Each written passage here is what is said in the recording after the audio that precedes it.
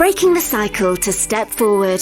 Authentic conversations from lived experience and a professional perspective in overcoming abuse with Chris Tuck and Beverley Ann. Hello and welcome to Breaking the Cycle to Step Forward.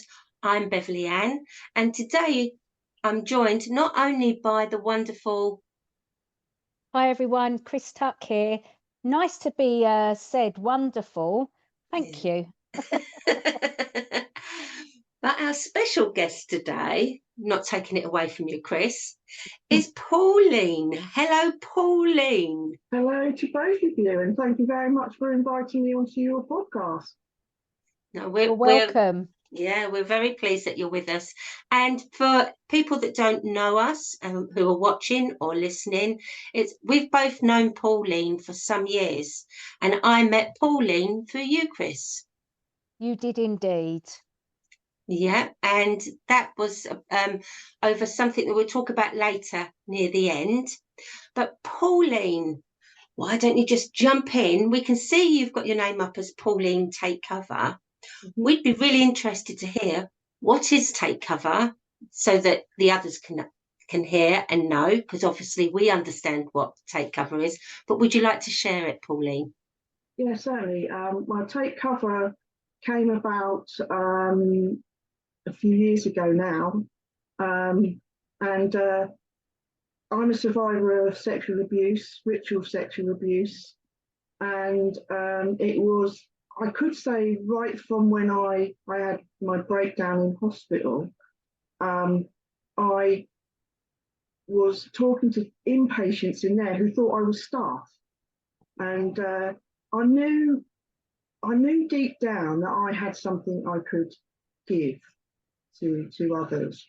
And it was only when I went through my own therapy and my own healing that I wanted to set up Take Cover for a number of reasons. One, a big one, is there's not enough trauma-informed help for people in the UK, I would say.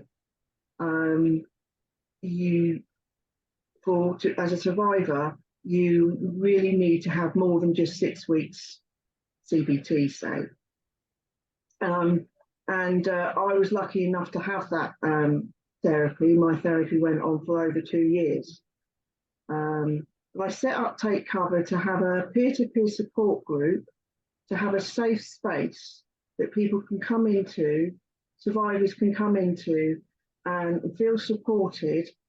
I'd like it to be peer-led. It offers resources, tools that come from not just me, from whoever's there, and it's just a safe space. So you could be going through therapy, but it's that in between time that you may need to be supported. You could be going through a court case. And you could come in to Take Cover and be supported. You could have gone through the judicial system and come to be supported. There's many, many reasons. You could be impacted by your trauma, and you can come in and be supported. So there's many reasons that the ladies that do come to be supported. I'm not a professional, and that is I say that right from the start, but I come from a lived experience. I've gone through all the feelings, I've gone through the trauma, I live the impact of it every single day. I'm still on my healing journey, but I'm now in a better place now to be able to offer that support to others, and that's really what I wanted to do. And I'm doing now. I can actually say I'm doing now. That's fantastic.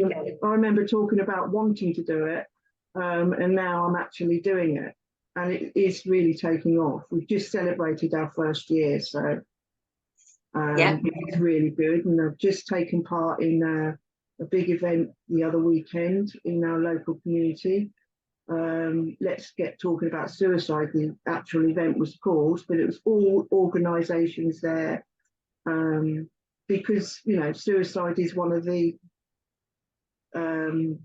impacts of child sexual abuse. It can be, Yes. or the ideation of it. Yeah. So I went to that. This was Take Cover's first event, and I was blown away. The amount of people that are interested, the amount of messages I had since afterwards, I had some lady ask me, "Can I come to the Isle of Wight and start a group?" Wow. Blown away. And now this lady apparently is going to be coming over next month to attend Take Cover, because there's nothing like that in the Isle of Wight. Yeah. I've had men come to the stand, and if I had an interest, I would start a men's group as well, because my group is women only for now, and then I would like to later on do a men's group. I've had interest. Yeah, It's looking. Yeah, sorry, Bev, sorry.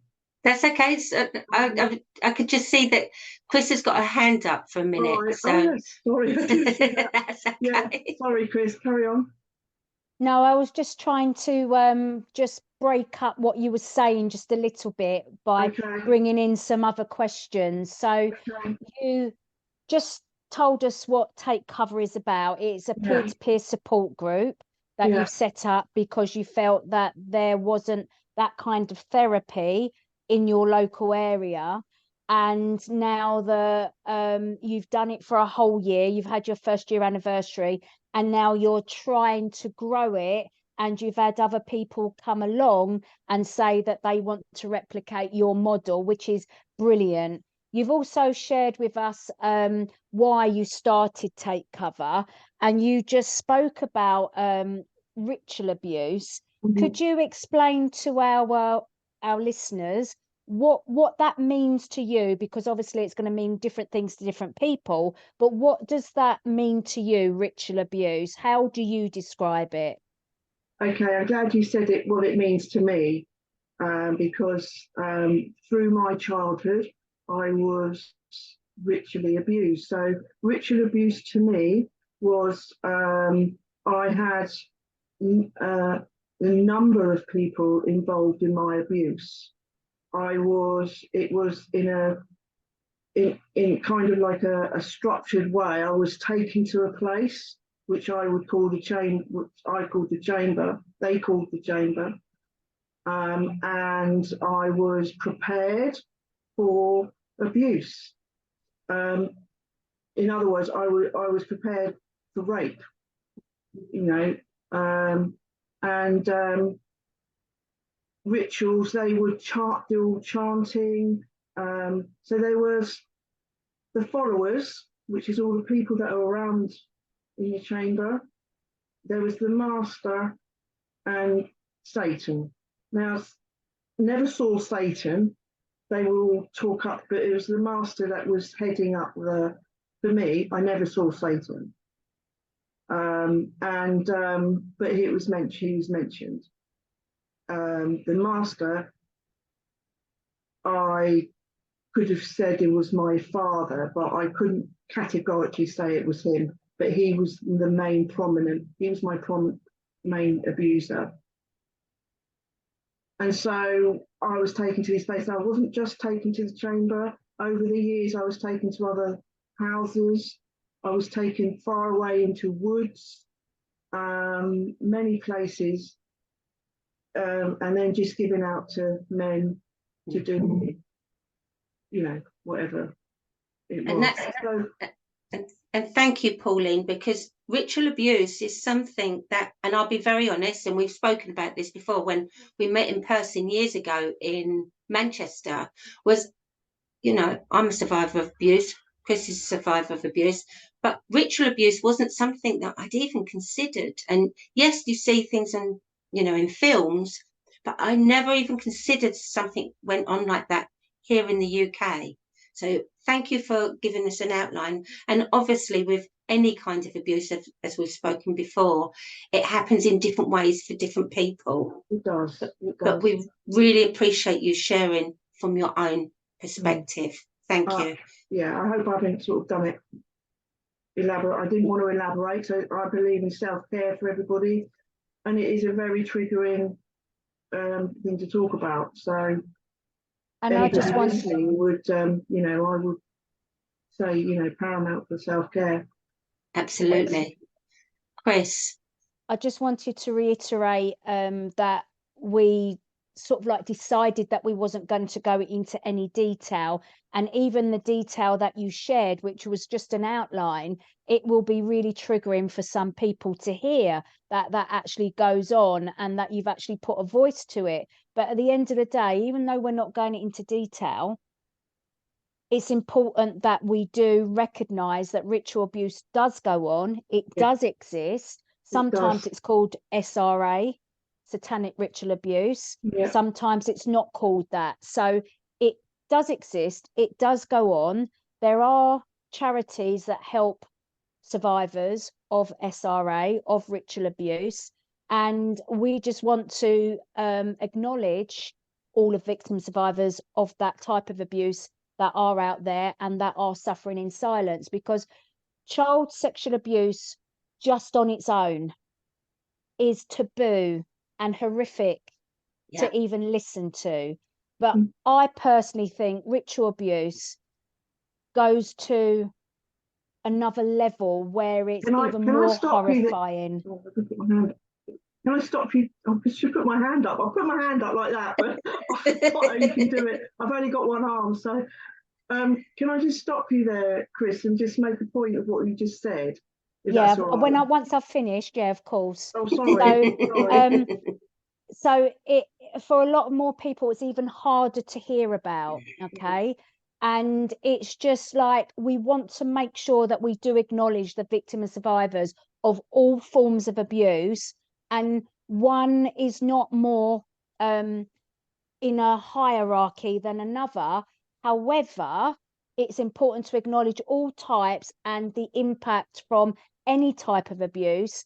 It's going to be different on all of us, each and every single individual that's undergone any type of abuse. So I just wanted to make sure that we put that out there.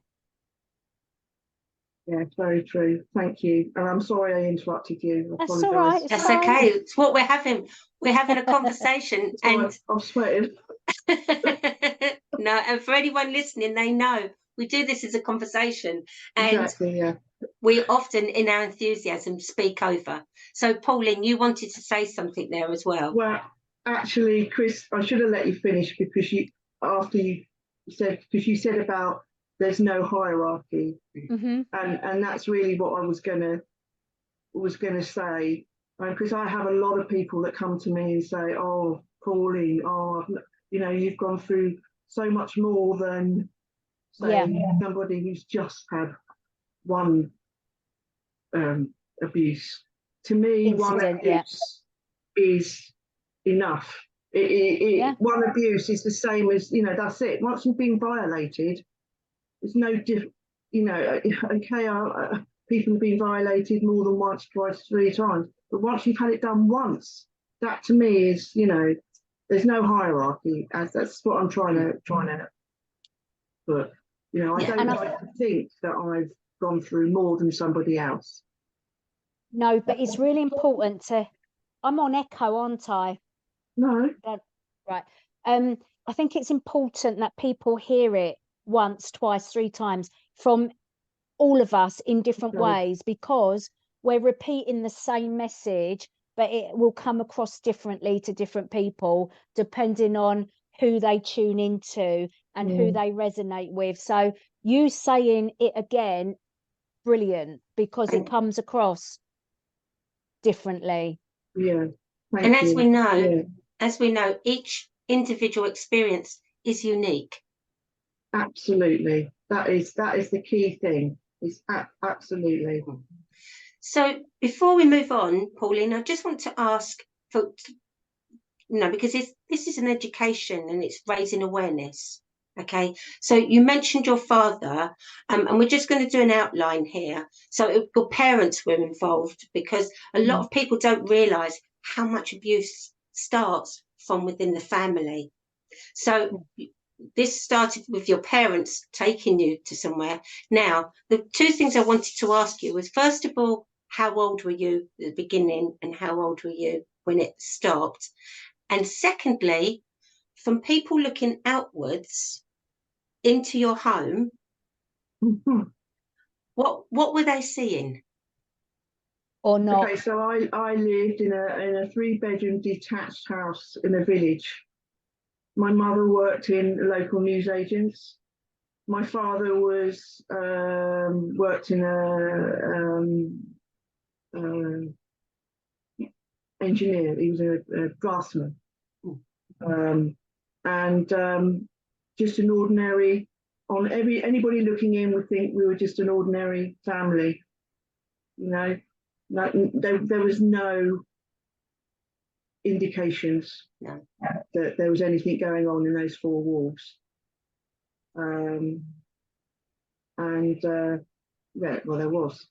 Yeah, and this is it's important, because too often people say, well, there's nothing going on because they can't see something, but that doesn't mean to say that behind closed doors there isn't. And it is very hard to be able to ask those questions.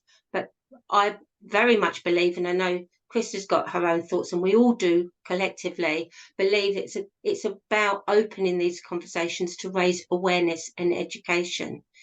So how young were you, Pauline, when they first took you?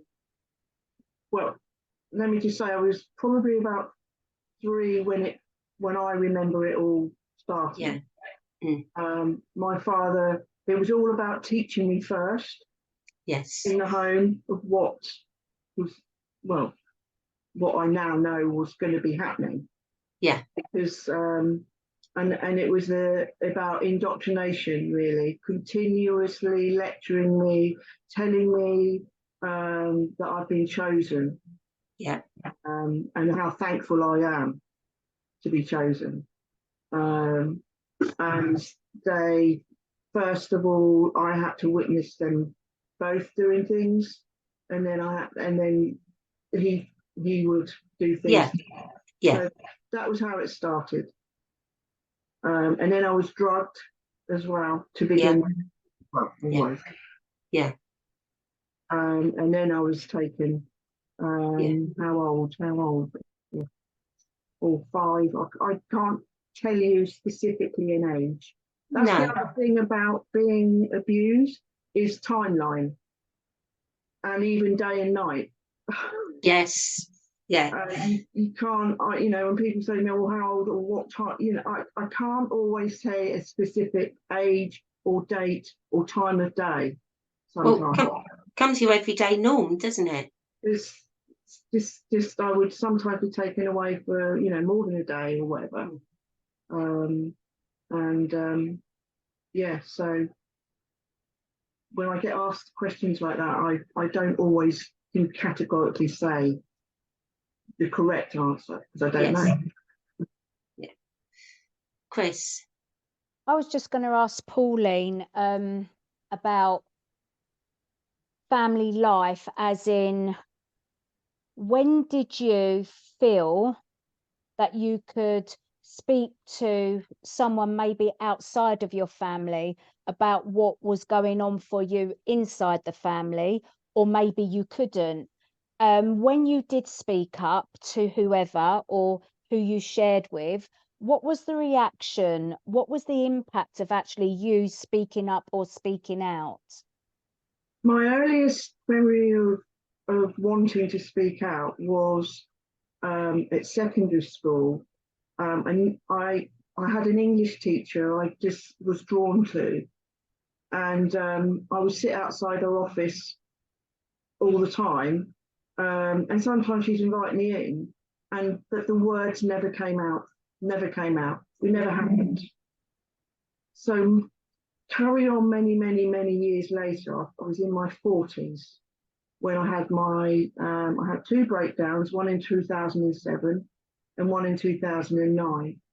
2007, I couldn't speak out then. It was about just getting my medication. All they were interested in was medicating me and getting me to a point to leave hospital. But my second breakdown in 2009, I was 10 weeks in the hospital. One night I got up, went into the kitchen. We're talking, I don't know, early hour. It was late. I had a cup of, sat down, and this nurse came and sat with me. And it was her. It was then I spoke out. And she then obviously spoke to her superiors or whatever. And then that's how it's really started. Yeah. What did she say to you to unlock that conversation? I can't remember exactly, Chris. No, not verbatim, but I think it was generally a case of why are you up? You know, you look sad or something like that. And she had, you know, I went on a lot about how people looked. So she looked really kind. It was the same for the English teacher. Yeah. You know, they just had such a kind face that you want to be. That's what, it wasn't really a lot about what she said. It was about how she looked. Do you think you felt safe? It felt safe, yeah. It just felt, you know, come sit with me. And I just the kindness. Yes. Nobody's given me that kindness before. Nobody. Yeah. And you've just answered a few things there that often we get people asking questions about. So what I'm hearing is the first time you had your breakdown is that you were being drugged. And one of the things is, was that a trigger? Because no one's listening to you. They're drugging you, and that's a bit of a mirror. Well, not a bit. That's a huge mirror. So it's not surprising that you then went and had a second breakdown or breakthrough, whatever language you like to use. Yeah. And this is what's so wonderful about when people talk about trauma informed.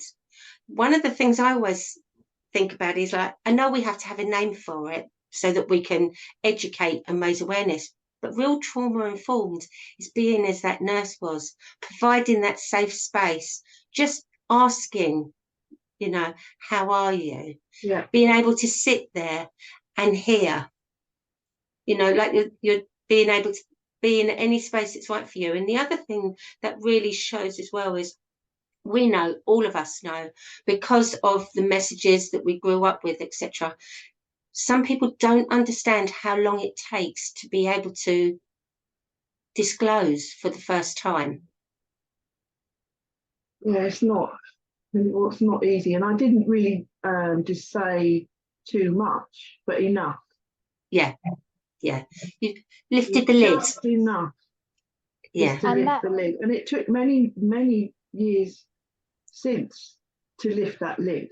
I'm still lifting that lid. Yeah. Still lifting that lid. I can't believe I still am, but I am.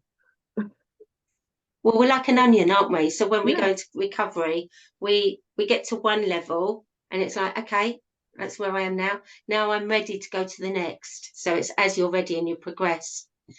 Chris, your thoughts? Just jumping in there. Don't want to talk over people.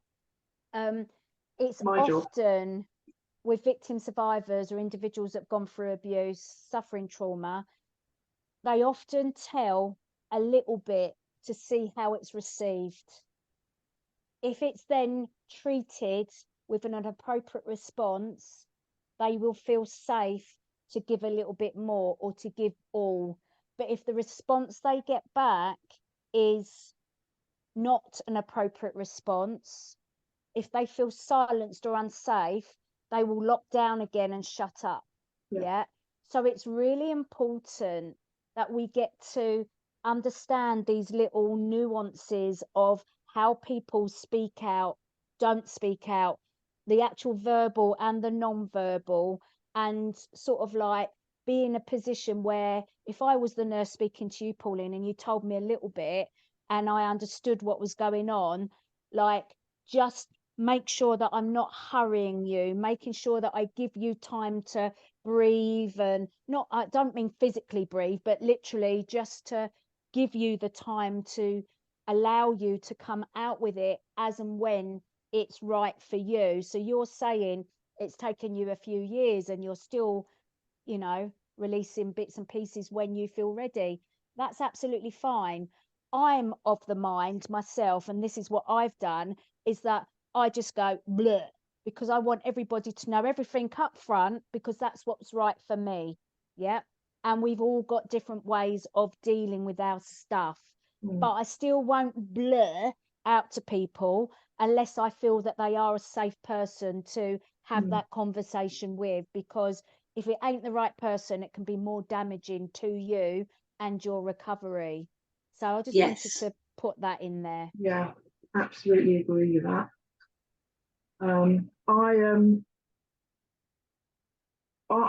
I've talked all about my abuse and then what's happened. I've done that, but then other things come into play, feelings and things come into play later, and you think, oh, I haven't. That's like a light bulb moment, you know. You think, oh, I need to deal with that. I have recently. Yeah.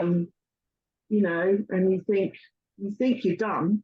You think you're done. You think you've done that blur. You think you've done that blur out. Because I did. I talked a lot about my abuse in therapy.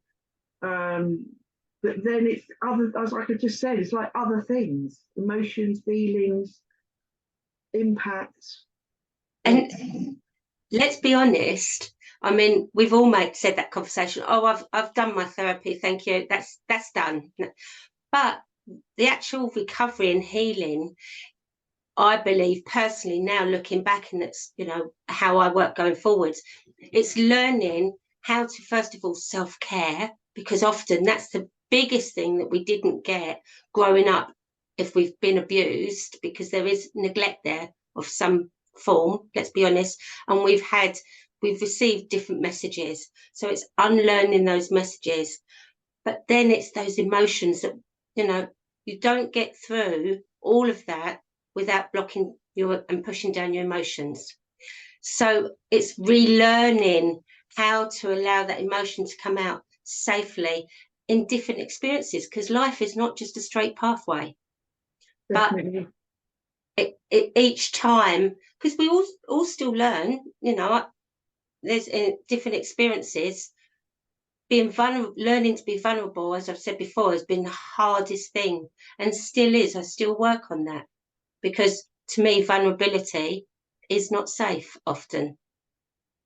Can I just ask Pauline a question before we move on? What is the one thing that you would have probably liked to have happened as a child, now that you're an adult looking back? How could someone have intervened in your life and help protect you? What is the one thing that someone could have done, do you think, that might have helped you, or do you not think that anyone could have helped you? No, I think absolutely they could have helped me. If there's lots of indications, I think, where a child, you could, like body language, the pastoral care in a school, and there was no pastoral care in, I mean, you know, I'm 60, we're going back a long time. So there was nothing, so I was always put in first sitting of meals, because I'd still be there in third in the last sitting. Because what was I doing? I was looking out the window. I was what I now know as dissociating. There was lots of signs that something wasn't right in me as a child, that I think I could recognise, well, because I've gone through it, but I think I could recognise in another child if I saw it.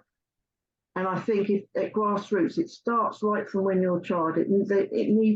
Teachers or need to be trained to look for these signs. And if you turned up at school though, Pauline, and that was your normal outward persona, how would a teacher, I'm playing devil's advocate here, how would a teacher know that things were going on with you if that was your normal persona that you were showing to the world? Or were you different at a certain age and then you changed so the signs were there? What is it, do you think, that they could have picked up on? I was very shy, very inward, very like. You might not have the answer, but I'm just trying to pick it a little bit. I'm trying to pick it a little bit. I haven't got the answer. I see what you're saying. Yeah. I'm just trying to get to understand, because when we've had these conversations, Bev, we've sort of like said it's really important for teachers to look out for not only the loud child that's misbehaving, but also the child that turns up as a perfectionist, like the helper to the teacher and doesn't want to be out with other children, for example, or the one that's so quiet, so, you know, into themselves. I don't know what the right word is. So insular that they don't speak out. So it's almost like we're expecting teachers to look out for all of these different signs, and when they've got a class of 30 odd kids, unless they really know the child and the child has changed from one extreme to another, it's going to be quite, I would imagine, quite difficult for them to pick up, especially if you come from, or you are perceived to be, they look at you, you're in nice clothes, for example, you're clean, you're hygienically clean, you're fed. Yeah. So when I turned up to school, I was none of that. So it was quite easy for me in my mind to say, well, that kid's neglected. I might have looked like many other kids, because there was a lot of poor children back in the 70s and 80s. But I'm trying to give teachers a bit of a break here and understand what is it we want them to look out for, because it can be so many different things. But maybe now we could give those signs, those things to teachers now. Okay, it didn't happen in my time, in either time, your time, whatever. But now we keep having these conversations. Absolutely. Teachers will come look at this podcast or whatever, and just, I think people need to go into schools and just, people like me or you, whoever, go into schools and tell the teachers, teachers, not tell them, have that conversation now. And we may not been able to do it years ago. But then if you keep having those conversations in years to come, people will say, well, yeah, you could have, because you were told about. But also, I think we spoke earlier when you talked about Take Cover, and you went to the event, you were invited to a suicide event. At one time we didn't want to talk about suicide because we believed that if we talked about suicide, we'd maybe create that for somebody. There was always that theory behind it, whereas now we know that actually by opening that conversation, we save lives. We open that conversation. Mm-hmm. And I think also in schools, we need to have, things on the wall, even in schools, in infant schools, in junior schools, in senior schools, age related, that, we've had different podcasts talking about this, what is abuse? What's healthy? What's not? Because all three of us have experienced it throughout our childhood, but we outwardly had different personas, and we outwardly showed different signs. So that's what's fantastic about this. And thank you so much, Pauline, for your honesty. And that's why we asked you on here, obviously. One of the other things that was noticeable with me, I was bullied. Yeah. But I'd allow that to happen because I thought that's all right. That was me getting attention. Yeah. But in those days, and the teachers ignored that. They ignored that. I was bullied at one time by a whole classroom.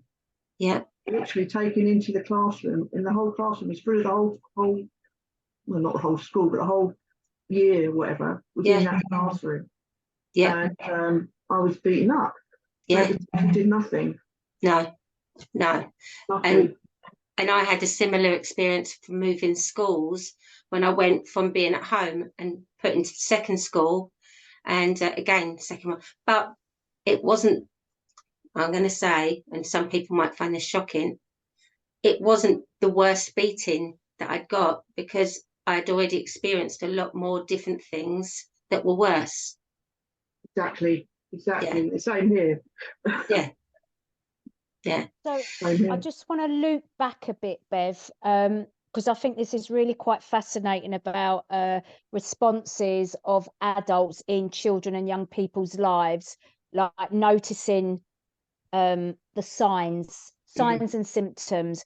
But as we said before, it can be so broad and it might not be picked up on. So I think that any person that works with a child, young person, CYP, I think they just need to really tune into the children that are in their care, whatever setting it might be, understand what is, quote, normal for that child, and just have conversations with the children, young people, on different levels, and check in with them. What's going on for you? You know, is there anything I can help you with? Is there anything you want to tell me? Just be a little bit of probing, and just have that, almost what Pauline was saying earlier, what that nurse had, that kind face, that time to invest, to listen, to really get to know and draw out when there is something going on, or if a child or young person then notices that kind face or that kindness, and then they feel safe that they can have a conversation or, you know, show signs of. So I just think it's really important that we need to sort of like just really grasp that gold moment there that we've all sort of shared. Absolutely. And sadly, that time aspect that it takes isn't always available. But as adults in that environment, we need to be able to go back and make that environment happen at another time. So that's that, as you said, these are all gold points. So thank you, Pauline. So moving on from there, because I want to go back to right at the beginning when I said that how we met each other. Okay. So I obviously knew Chris, and you knew Chris separately, and Chris had her radio show, and I'd been a guest, and I came back on again and met you, and you were about to do something and raise some money. What can you remember what I'm talking about? Yeah. Can't you remember? Every bloody step she can remember.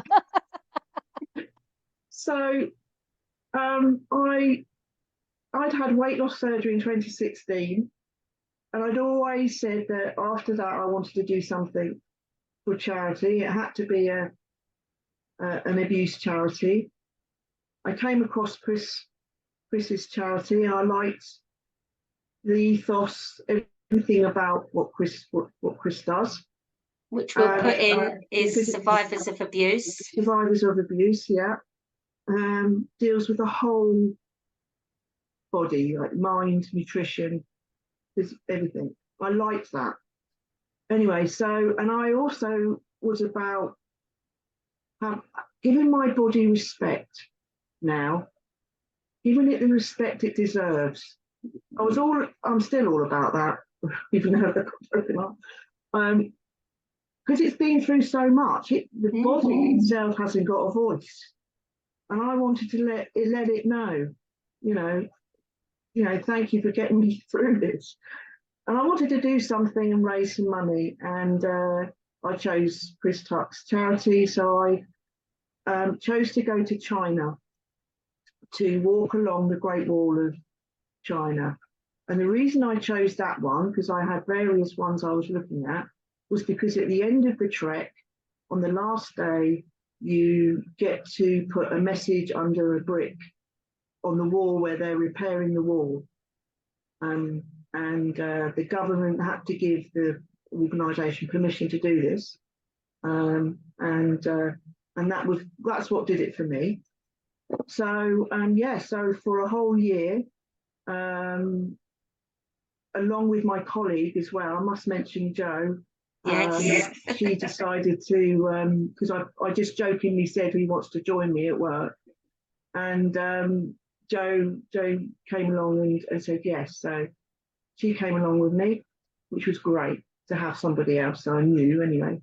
And there I went for 5 days walking along the wall and raised £5,000 in doing so. But it was having those conversations along the Great Wall of China with complete strangers about my trauma, about abuse. You know, one of the leaders came up to me, she's got 2 daughters, or what can I do? What can I do to make my daughters safer, you know? Peeling a banana, sitting on the wall, talking about abuse. I mean, it was incredible, an incredible, humbling experience. And you know, lovely to be able to raise that money for Chris's charity. And how many steps was it? Because you're not saying. Oh God, I can't remember how many steps it was. It was a lot, wasn't it? And we're talking very steep steps as well. It was a lot of the walk is where the tourists don't go. So so a lot of the steps were very, well, some parts quite dangerous, but you've got the leaders, you've got the guides there. And it was hard. Every day was hard. I had to push myself.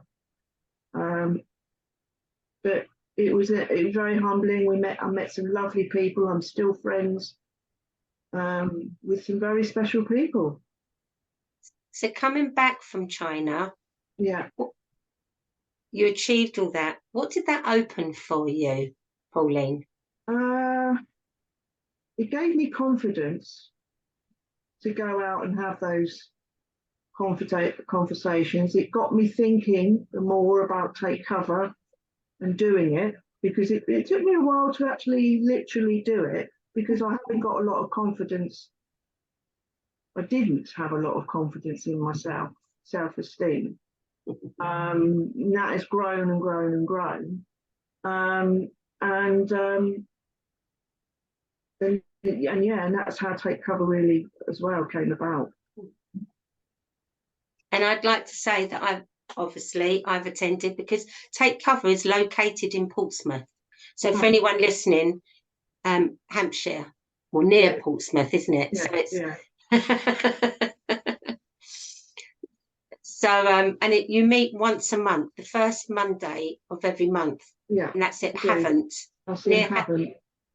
Right near the station, isn't it? It is. The beauty of it is right near the station, and in actual fact, we have people coming from Portsmouth, from outside of Havant as well, Fareham, quite further afield. And this lady I've been in contact with is going to be coming from the Isle of Wight, which is incredible, really. So yeah. But if she jumps on the hovercraft, what's amazing is we think of it so far away, but actually it's not that far from Havant when you think of it.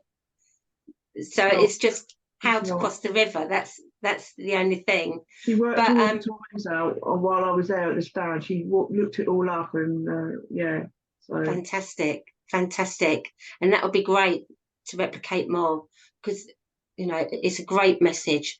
And I was indeed there on your year celebration, which is fantastic. And for anyone listening, we will put a link to Take Cover to the website in listening to this. But we're just aware of time, because I'm the timekeeper. I just want to give something personally back. We didn't talk about this, Pauline, but there's something behind you that people can see a little bit of it. And what it is you have something that you really enjoy doing creatively, don't you? Photography. Oh, yeah, my photography. Photography. Yeah. And I just want to share this. So the picture, you can see the little bit of it behind Pauline above her head. Is actually this swan. I've known Pauline for quite a few years, and can you see that better? Yeah. There you go. Yeah. So that's a book that Pauline gifted me, and did this herself. And what's so special about it is it's all it's all positive, but every picture in this book is a picture that she's taken herself, and she created this book. And I'd like to say they're available for everybody else, but they're not. They're not, but I've got one. You've got one, but it'll be unique as well. So one day I'd like to see more of your pictures. It's one of my dreams, like Take Cover was, to do a book like that, like a mindfulness. It could be with tools and stuff. I've got this idea to do that. So, but I just want to say a big thank you, because you know it's actually in my toolbox. You know, we talk about wellness toolboxes. It's in there, and I put it there. And it only about a month ago, I got the basket out and thought, what's in here? And I opened it up, and I just want to say thank you. All right, thank you. Oh, you're welcome. I mean, it's a big thing for me, photography, and I do want to put that out for people. I want to do that more. I've got this idea of my own podcast as well, but different to yours, very different to yours, and it would involve my photography. Lovely. So that's another idea going forward. And what's wonderful about all the podcasts is that they're unique, even if they're about similar things. They're all unique in their own entirety. So, Chris, it is that time when any last thoughts or questions that you have for Pauline, just thinking about the time here. I think it's just important to know that every single one of us is a beacon of light for someone else coming up through the start of their journey. So whatever Bev and I have provided as inspiration to victim and survivors, Pauline is now doing the same. My sister is doing the same. Every single victim and survivor, individual that's gone through trauma because of childhood abuse in all its forms, you are a beacon of light, not only to yourself, but to other people.